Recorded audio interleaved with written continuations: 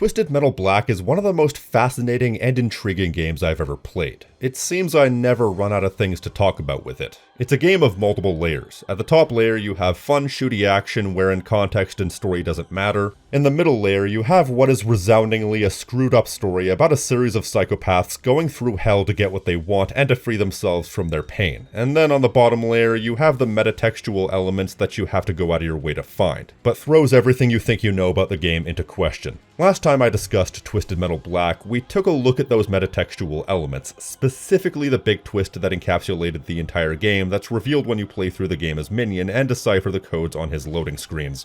The twist that Sweet Tooth, or rather Needles Kane, is an unreliable narrator. The entire game takes place from the perspective of him and his diseased mind, and this dark, desolate world that we see isn't how the world actually is, it's just what he's seeing.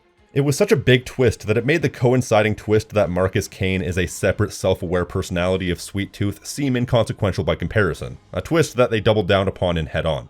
And you'd think that I, of all people, would treat having dueling personalities with the utmost seriousness. The specific meaning behind all of this is still a mystery by and large, and like any good mystery or piece of symbolism, everything is open to multiple interpretations. And on the topic of interpretations, one question that I've been enamored with recently is the specific meaning behind Calypso in Twisted Metal Black, because something has always seemed very off about him to me. He's so different from every other version of Calypso. Every version of Calypso is different in some way, but there always seems to be some universality with the different interpretations, but not here. This is the one exception. This is a much more grounded version of the character, so I started to believe that based on the fact that he's so different, there has to be some sort of greater meaning behind all this, right? Especially given the context of the rest of the game and how much of it is plainly established to not be what it seems. So over time, based on my own discoveries and based on what people have pointed out to me, I started to piece together what I believe to be the answer to the question, what is Calypso in Twisted Metal Black, and what is the meaning behind his character? And I've come to the conclusion that I think Calypso is Sweet Tooth. Now that's a bit of a loaded statement, and I'm sure at least some of you are looking at your screens in bewilderment, but hear me out. In one of my previous videos, I discussed my interpretation behind Marcus and Needles being established as the split personalities of the same person, and how I believed that they represented two of the three different aspects of the human psyche, as explained in Freudian psychoanalytics. Those aspects being the ego, the superego, and the id. Needles is of course the id, that is to say the primal, instinctual parts of the psyche, because he essentially has no control over his murderous instincts. He's all impulse. Then Marcus/Minion is the superego, which is your conscience, your morality, the sense of right and wrong. Sometimes not even that, sometimes it's just the part of your higher brain that tells you why you can or can't do something. Because Marcus is essentially who Sweet Tooth was before the Needles personality took over, which is implied or even shown in games before and after this point, Marcus is the perfect fit for being the personality, or part of Sweet Tooth's brain depending on how you want to describe this, that is able to distinguish the right and wrong of what Sweet Tooth does. He's just powerless to stop Needles, except for the brief periods of time when Marcus is able to become the dominant personality, particularly the rare occasions when Sweet Tooth sleeps. What with him being an insomniac and all that. But that's only two aspects of the psyche. There's a third aspect of the psyche that I could not for the life of me nail down. The ego. That is to say the aspect of the psyche that mediates between the id and the superego during any given situation, favoring each to varying degrees depending on our needs when weighed against the situation. Did I mention that Freudian psychoanalytics are more of a theory than an exact science? I posited a few possibilities for who the ego is, but nothing concrete. After letting it simmer for a while, though, I think I found the answer, and it's such a simple answer that I want to crack myself over the head with a steel chair for not realizing it sooner. Calypso is the ego. So whether this is all taking place entirely within Sweet Tooth's imagination while he's in the nut house, or if it's just his mind putting a sinister twist on the world and it's a legitimate Twisted Metal tournament actually happening just through the filter of Sweet Tooth's mind, either way, Calypso is the decision maker of this little world. Although the Axel ending where he kills Needles does kind of throw that into question, but hold that thought, I actually think I have an explanation for that. The reason I think this is such a simple answer is because when you look at Calypso's role in the game, it all points in that direction. He's the one handpicking every nut job that participates. He's the one that gives each character the thing they want more than anything. So a character that's essentially exuding control over all these characters by tempting them with something they want? Yeah, sounds a lot like an ego to me. At least by the Freudian definition. The absolute biggest piece of evidence to this for me is the ending for the man himself, Sweet Tooth, because what Sweet Tooth wants is the ending to the curse that's been put upon him, the curse that leaves his head constantly on fire and himself in constant agony. So Calypso gives him the choice to put an end to the pain, but at a cost. So if Needles is the id, Calypso is trying to take power away from the primal murderous part of Sweet Tooth, attempting to suppress the id. But if this is the interpretation we're going with, the id would rather Sweet Tooth be in pain than have itself be suppressed. And it's so powerful that not only does it reject the attempts that the ego is making to control it, it's able to outright overpower and destroy the ego, which is brought forth symbolically by Needles killing Calypso, furthermore drowning out those feeble human emotions. If I didn't know any better, I would have to guess that the reason Sweet Tooth kills Calypso in this game is because in this little pocket world, try as he might to reason, Needles is the only thing more powerful than Calypso. In fact, Sweet Tooth is the only character to get one over on Calypso, including the guy who was literally bred to kill him. Screw you indeed. The possibility of Calypso being another aspect of Sweet Tooth can also be explained by his appearance. Think about it, he's bald, disfigured, and only has one eye. Who else does that describe? No kidding. It's literally the same eye too. I wouldn't be surprised if under that mask, Sweet Tooth has the exact same face as Calypso. Granted, I don't really think they actually modeled Sweet Tooth's face, so I don't think we can ever properly prove that. As a matter of fact, I had the thought to check to see if this version of Calypso had a ring, because it was established in Twisted Metal 4 that this ring that's powered by the souls of all who have died as a result of the tournament is what gives Calypso his powers. Granted, that was also a retcon in itself. For example, if you look at Twisted Metal 2, while he may be one, he doesn't have a ring. Back then, I believe it was established that his powers were stolen from Minion, but I digress. The ring was only established by 989 Studios and TM4 in order to justify Sweet Tooth taking over the tournament, but still, it was an established point as of the previous game, and what do you know? There are separate instances where we see each hand fairly close up, but there isn't a ring to be found. So whatever the alleged source of Calypso's power is, it's seemingly different to what it was previously established to be. And it sure as hell can't be from Minion because, well, Minion's not Minion in this game. You know, the devil's almost always in the details, and I think this further goes to insinuate the fact that Calypso simply isn't the same Calypso that we know, or at least whatever approximation of Calypso we're seeing isn't. It's an admission through omission, if you will. Was it deliberate? Was it intentional? Who knows? The unfortunate side effect of this interpretation is that it all but confirms that this entire game is a giant hallucination, and the none of it really happened twist is probably my least favorite twist in all of fiction. You see, if all of this is true, it confirms that this can't be any version of Calypso that we've seen thus far, because it's a massive stretch for him to be a character in his own right, as well as a separate aspect of Sweet Tooth's personality in the same way Minion is. It's already confirmed and makes logical sense that Minion is just along for the ride in Sweet Tooth's head most of the time, but we've seen Calypso be his own character with his own agenda, so surely there'd be some sort of disconnect between how the id perceives the ego and how Calypso acts outside of Sweet Tooth's perception of Calypso as well as reality in general. I mean, I'm already kind of pushing it with my hypothesis that all these different drivers are completely different characters to what we're seeing, because I previously stated that for all we know this could just be a normal Twisted Metal tournament just shifted into what we're seeing via the game's perspective, but there's only so far that suspension of disbelief can be pulled with that. But then again, things like Crazy 8's boxing glove are featured in the trophy showcase at the end of Twisted Metal 2012, so some approximation of Twisted Metal Black has to happen. So maybe Sweet Tooth and Minion are genuinely one and the same, where Sweet Tooth is just projecting his own psyche onto Calypso that is otherwise a completely different character from what we can see. Because, hey, insanity that goes as far as to have perceived tactile and environmental alteration isn't unheard of. I mean, the question that continues to hang over this game no matter how much I analyze it is how much of this is real and how much of it is just an elaborate hallucination. It's a loaded question that's very tough to answer if you ask me.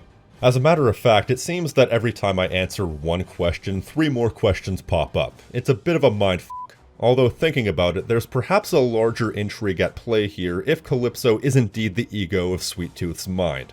An intrigue so large that it could also fundamentally alter a game's story that's already complete chaos. What does this theory mean for all of the other characters in the game? Because, as I said, Calypso acts as a bit of a mediator for all of them as well. Giving Crazy 8 the revenge he craves so much, for example, or denying Sweet Tooth's little brother the opportunity to have his dad back in favor of forcing him to be content with reality as it is, not reality as he wants it to be. So the thought occurs, if Sweet Tooth, Minion, and Calypso are all aspects of the same person in my little theory, what's stopping the rest of the characters from also being aspects of the same character? Perhaps these characters beyond the big three could each represent a different aspect of Sweet Tooth's personality or life experiences, and their stories could tie into that. Sweet Tooth's projection is so strong that he's able to actively overwrite the personality of other characters as he sees them. I did briefly stumble across this hypothesis before, but not long enough to come to any sort of large-scale conclusion. I hypothesized that if this game takes place within Sweet Tooth's mind, with Charlie Kane, Sweet Tooth's father, being a reanimated corpse, this could very well be his mental representation of some sort of past trauma, and his family being proverbially or literally dead to him. That could very well be why his younger brother doesn't have a name. Perhaps he's only perceiving Charlie Kane as being dead, and the child is some sort of projection of Sweet Tooth's younger self, and in this game, the kid could very well be something like the internal representation of Sweet Tooth's long-dead childhood innocence, or perhaps going further, it could represent some sort of traumatic event which ended his childhood innocence, and still affects him to this day. Or, I just thought of this actually, what if Calypso trying to make him content with reality as it is, not reality as he wants it to be, is the mental representation of Sweet Tooth's self-awareness trying to break through and make him see the world for what it is, not the world he's currently seeing? Or what about Crazy 8, whom I almost accidentally keep referring to as 8-Ball? I guess I've been watching too much 90s WWF recently. Well, anyways, his story could represent some horrible, traumatic event that left Sweet Tooth scarred, and furthermore, his desire to get back at those who made him this way. Perhaps Warthog could represent Sweet Tooth's disdain for human emotion, considering Warthog wants to become the perfect killer by removing the part of his brain that makes him feel bad when he kills, which pretty much describes Sweet Tooth as well.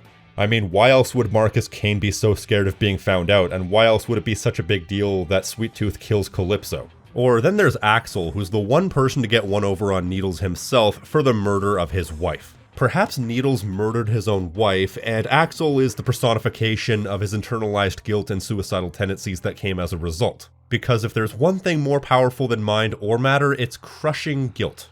Is it a wonder why most of these characters come from the same insane asylum before being let out of their cells by Calypso? And this is a small, probably unintended detail, but in these cutscenes, we never hear Calypso speak. We only ever hear from the perspective of the characters we play as. Which could very well mean that Calypso in this instance really is just the middleman to bring judgment or fulfillment to the various aspects of the personality of the man who runs everything. A true neutral in this world. Man, this topic kinda got away from me, and I will admit that unlike the Minion twist, which has plenty of proof, this is all just conjecture and mental gymnastics, but I still think this is all a legitimate possibility.